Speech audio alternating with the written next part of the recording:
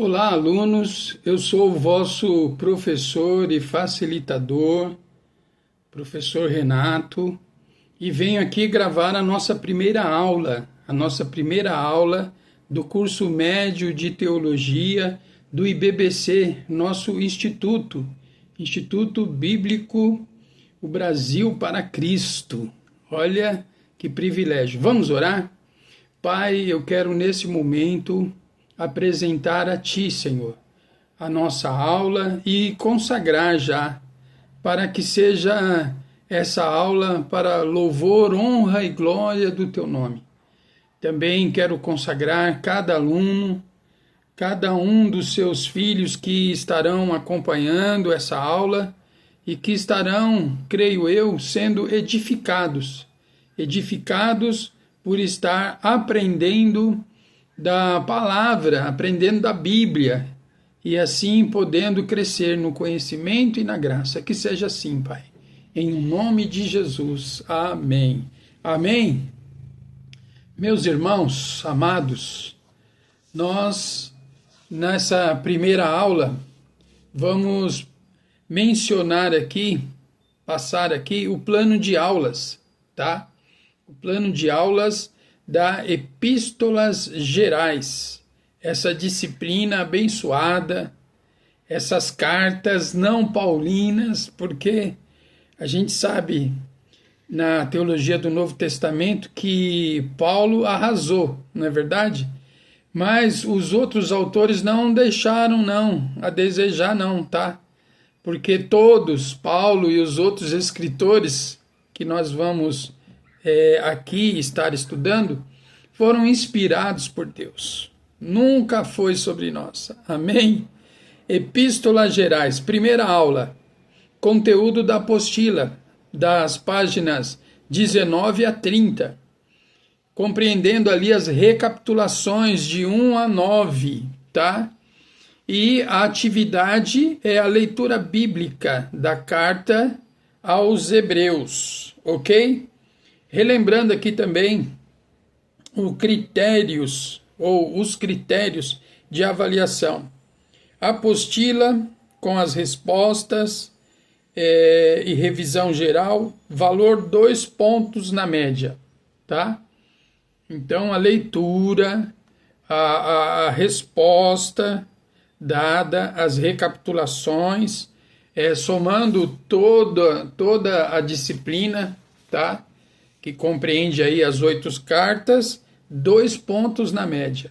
Olha a importância aí de acompanhar esse critério aí.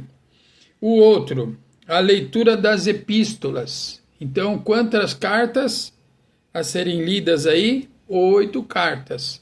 Começar a epístola aos Hebreus, depois a epístola de Tiago, depois as epístolas de 1ª e 2ª Pedro, tá? Só aí nós já temos 4, não é isso? Depois nós vamos ler Judas, a carta de Judas, e depois as epístolas de João, que são 3, somando aí as 8 epístolas, fazendo essa leitura, tá? E depois entregando para mim, precisa entregar para mim o certificado de que vocês o termo de leitura que vocês realizaram essa leitura, tá? Assinar direitinho ali, tá bom? Depois, se vocês tiverem dúvida, eu vou estar passando novamente ou passando para você aí que ainda não recebeu esse termo de leitura bíblica, tá? E qual é a nota? Qual é o valor de pontos aí? Também 2. O aluno, então, sendo disciplinado, fazendo tudo direitinho, tá? Acompanhando esses 2 critérios aí, já consegue 4 pontos na média. Aí vai lá para a prova final, a prova vale 6, tá? O aluno aí, então, tem que tirar no mínimo 2. E eu já vou adiantar, viu? Não tem consulta, ok? Não tem consulta. E são duas perguntas ou 2 formas aí de avaliar, né? uma dissertativa, onde o aluno vai ter que discorrer a questão, tá certo? E outras duas alternativas, uma relacionando a coluna a outra coluna, tá certo? E a outra alternativa de colocar falso ou verdadeiro, tá bom? É tranquilo, vale 6, o peso da prova final é 6, e quem alcançar a nota 6 já é aprovado. Ah, professor, e quem não conseguir? E quem não alcançar a nota 6? Quem não alcançar a nota 6 vai ter que fazer uma prova substitutiva e, como penalidade, tá, pagar R$ 20, não é? Aí eu ouvi alunos dizer assim, ah, professor, então vocês já usaram uma técnica aí para a gente fugir, né, dessa substitutiva. Sim, na verdade é um incentivo mesmo, né? Onde você, sendo disciplinado, cuidando bem do tempo, aí vai conseguir ir para a prova final já com 4 pontos na média. Tá bom? Agora, sem mais delongas, vamos aí para a trilha de estudo. A nossa primeira aula, recapitulando, é Epístolas Gerais, tá? Introduzindo aí com a carta ou a epístola, perdão, aos Hebreus, tá bom? Então, a introdução a Epístolas Gerais tem o objetivo de conhecer o contexto das epístolas gerais no Novo Testamento, tá? Então, nós vamos observar lá na página 9 a introdução, falando sobre a teologia do Novo Testamento, que é a ferramenta usada aí para estudar as epístolas gerais, ok? E não compreende só, obviamente, o estudo da epístolas gerais, mas também dos evangelhos, mas no nosso caso aqui estamos falando da epístolas gerais. Logo ali tem a recapitulação 1, tranquilo, relacione a coluna esquerda, as palavras da coluna esquerda com as alternativas na coluna à direita, colocando o número correspondente, por exemplo, 1, idade média. Aí vai lá na coluna direita e vê qual é a resposta correspondente, o que está relacionado à idade média. Aí coloca o número 1 entre parênteses lá na frente da resposta, tá? Aí na página 20 já estamos na introdução às epístolas gerais. Aqui nós temos especialistas em hermenêutica, como Gordon, Douglas Stuart, tá? Que deram lá o seu entendimento das epístolas do Novo Testamento e falando que em relação às epístolas gerais devemos tomar cuidado com interpretações que não são nada fáceis, tá? Aí vocês vão acompanhar a leitura aí e ver quais esses cuidados que nós devemos ter na interpretação dessas cartas. E que elas também têm exigência para ser reconhecidas, tá? Todos conhecem o caso aí do cânon. O cânon era a forma de medir a autenticidade. Então, o que essas cartas precisavam ter? Nome do escritor, nome do endereçado, saudação, oração ou doxologia, conteúdo da carta e despedida. Só que, no caso da epístola que estamos estudando nessa primeira aula, que é aos Hebreus, não contém esses elementos formais, não. Autoria, não sabemos quem é o autor da carta aos Hebreus. Destinatário, temos lá, né, podemos... vários estudiosos aí colocaram ali a sua teoria do local, a saudação inicial e final, o que não deixa ou não deixou de ser uma carta reconhecida, tá? Como acontece com as de João, Tiago e Pedro. Teve lá o seu reconhecimento depois. Inicialmente foi difícil, tá? Houve uma certa resistência, mas depois tudo que é de Deus é fantástico. Então essa carta não poderia ser diferente. Em geral, essas cartas tratam de desafios que a igreja estava vivendo, tá? Eu anotei uma frase aqui, eu anotei algo aqui que eu gostaria de compartilhar, que às vezes a gente pensa assim, mas está escrito e então hoje nós devemos fazer assim também, não é?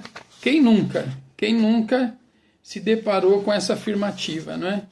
Só que tem uma coisa, nós não podemos dizer o significado das coisas hoje se não era o real significado de quando foi escrito, tá?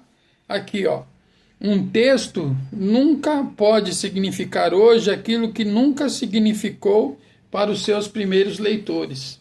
Tá? Então a interpretação aí deve ter esse cuidado, tá? Conhecendo então a carta aos Hebreus, nós vamos estudar aí a sua autoria, o seu local de origem, tá? Vamos estudar data aproximada, destinatários e, por último, o propósito, tá bom? Na recapitulação nós temos lá quais são os cuidados, aí já tivemos adiantamos até alguma coisa aqui. De forma geral, quais são as razões que levaram os apóstolos a escreverem as cartas? As cartas escritas às igrejas ou a um público, a um destinatário específico, sempre foi para orientar, ensinar, exortar, não é isso? Tinha sempre o cunho ali pastoral e também de interpretação, ok? É possível que os escritores foram influenciados, é óbvio, né? É óbvio. Então, de uma forma geral, os apóstolos escreveram porque estavam defendendo a fé e estavam como pastores orientando, abordando as questões lá de éticas, adoração, tá certo? Mas eles foram influenciados? É lógico. Toda a formação que nós adquirimos, todo o conhecimento que nós adquirimos nos influenciam, não é? Então, a tradição judaica e literária apocalíptica do judaísmo influenciou as cartas aos hebreus, e não somente aos hebreus, mas também de Pedro, tá? E a filosofia popular helenista também influenciou os autores, principalmente aí João e Tiago, tá? E vamos caminhando aí. Na página 22 temos a epístola aos Hebreus, tá? Conforme os críticos, qual era o perfil dos leitores de Hebreus. Então nós, obviamente, teremos aqui a resposta, tá certo? Na leitura aí, nós já vemos aqui no início mesmo aí, que era escrita para uma comunidade de cristãos, terceira linha, tá? Então, atenção aí. Quais são as doutrinas que podemos destacar desta carta? Então, o autor utiliza a exposição das escrituras do Antigo Testamento, tá? Vamos aqui também. Como os alunos aí já sabem, os que não ainda sabiam vão estar aprendendo, é que essa recapitulação, com o nome já sugerido aí, é para fixar, tá? Logo em seguida nós temos a autoria, já adiantando aí que a autoria não está certa, tá? Muitas pessoas atribuem a Paulo, aí outros falam não, foi Barnabé, foi Lucas, foi Apolo, foi Priscila, tá? Então um convite aí para você ler, né? E depois, não diferente, ó, qual é a visão da Igreja Oriental da autoria da carta aos Hebreus, né? Então a Igreja Oriental atribui a autoria a Paulo, né? Mas Orígenes e Clemente já tinham ali as suas resistências a isso, né? Resistiam a essa ideia aí. Qual é a visão da Igreja Ocidental? Olha aí, tudo isso daí é para nós e vocês, alunos aí, estarem discorrendo, tá? O local de origem já tem uma indicação aqui, ó, aos Hebreus 13:24. Aos Hebreus 13:24. Os da Itália nos saúdam. Olha como a leitura é importante. Depois a data, tá? Lembrando aí que são meados, ou seja, mais ou menos, aproximadamente. Então aqui, em primeiro aqui, ó, de 50 e 60 depois de Cristo, tá? E vamos lá, tem um pouco de história também, lembrando que a teologia do Novo Testamento, ela foi progressiva, de dogmas, né? De dogmas lá no início, lá na introdução, era dogmática. Depois, com a reforma, ela passou a ser bíblica, tá? E depois já teve aí uma evolução maior, né? Com o surgimento do racionalismo, e o estudo já começou a ser mais aprofundado aí, vários doutores formados, mestres formados. E aí, então, com essa evolução, ó, qual seria a evidência de que a carta foi escrita na Itália? Muitos estudiosos, tá? Levantaram aí os seus estudos, as suas teses. Façam uma análise quanto às possibilidades de datas e escreva a sua conclusão. Então, a gente tem como tirar a conclusão, fazendo a leitura ali, comparando o que cada um sugeriu ali, tá? Os destinatários da mesma forma. Nós estamos na página 26, já estamos indo para o final aí, até a página 30, né? Então a evidência de que a carta tem relação com a Itália é forte, tá? É forte. Agora, por último, nós já falamos sobre autoria, local de origem, data, destinatários. Agora, o propósito. Qual o propósito do autor ao escrever a carta aos Hebreus, tá? Então, nós podemos resumir aí, Hebreus 10, 19 ao 25. Aí você vai ter essa pegada aí.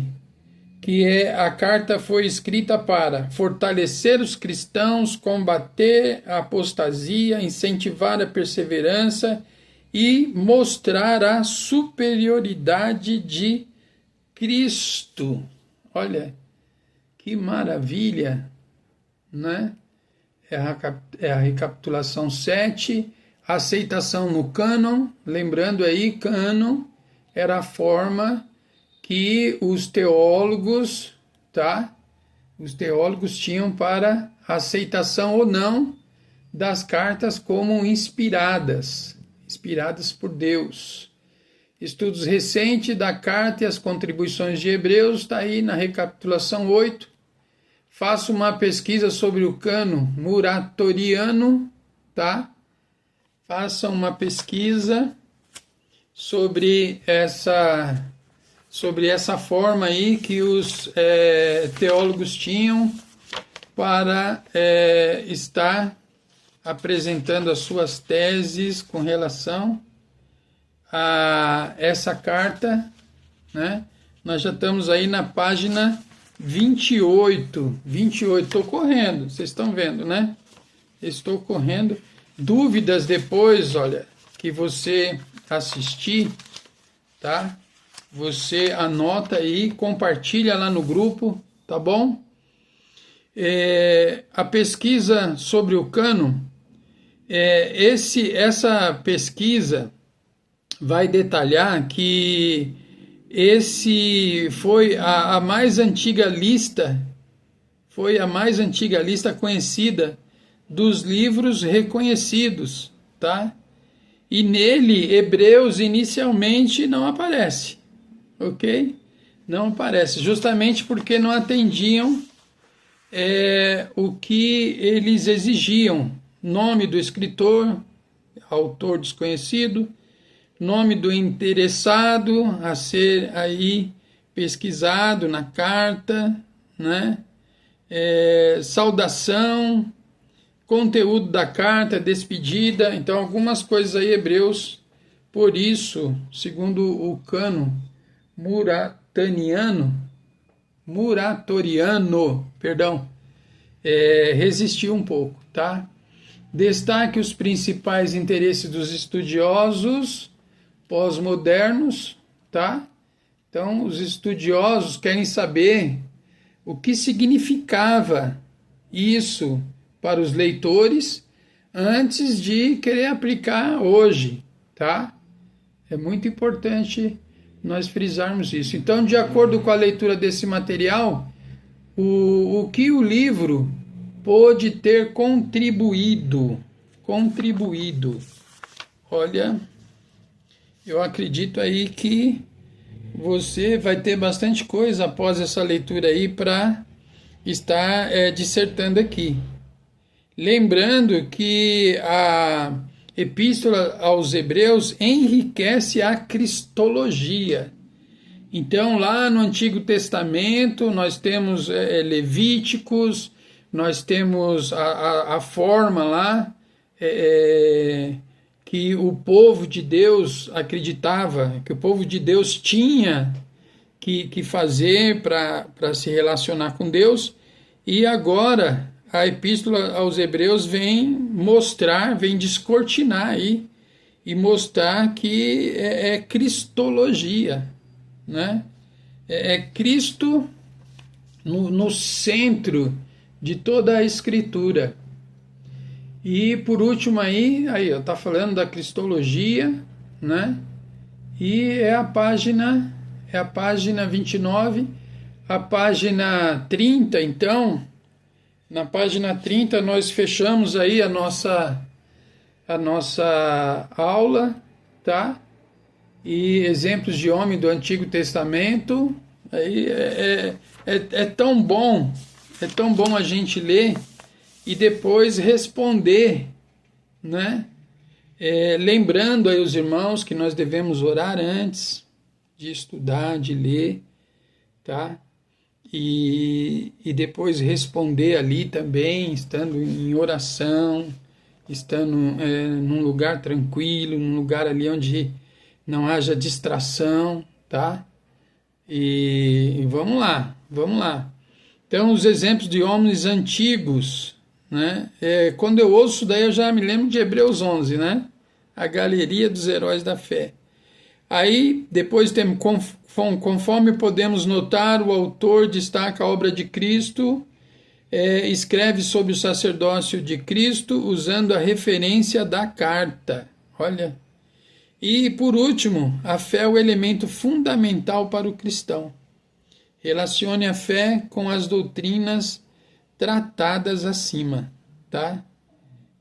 Lembrando que nós estamos falando da nova aliança, tá? O Novo Testamento, a nova aliança. Tá bom? É isso. Como eu já falei, dúvidas, deixem lá no grupo, tá bom? Ah, eu fui responder e aí eu fiquei meio em dúvida aqui. Alguém pode me ajudar? Professor, help me. Socorre-me. Você viu português com inglês misturado? Aí é isso, tá? Aí a gente vai postar lá no grupo, tá bom? Então essa é a primeira aula. Aguardo você na segunda aula. Críticas, sugestões, estamos abertos, tá bom? É isso aí, vamos orar. Pai, muito obrigado por esta primeira aula. Que seja a primeira de muitas, Pai, e que todas elas sejam para edificação do corpo, da igreja. Ó Pai, em nome de Jesus eu oro, Senhor, e abençoo todos os alunos, agora e sempre, Pai, no nome de Jesus. Amém, amém. Até a próxima aula, amados.